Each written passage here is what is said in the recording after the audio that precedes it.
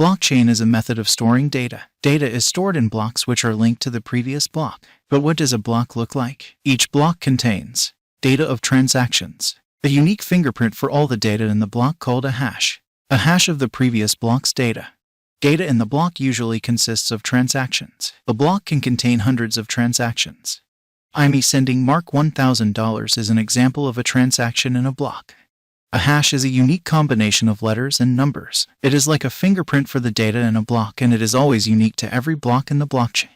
When the data in a block changes, the hash will also change.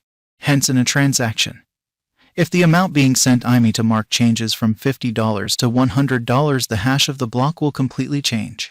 A block also contains the hash of the previous block, hence forming a chain structure, combining the above three together. This is what a blockchain will look like. Now, if a transaction in any block changes, the hash of the block will change. When the hash of the block changes, the next block will show a mismatch with the previous hash that was recorded by it.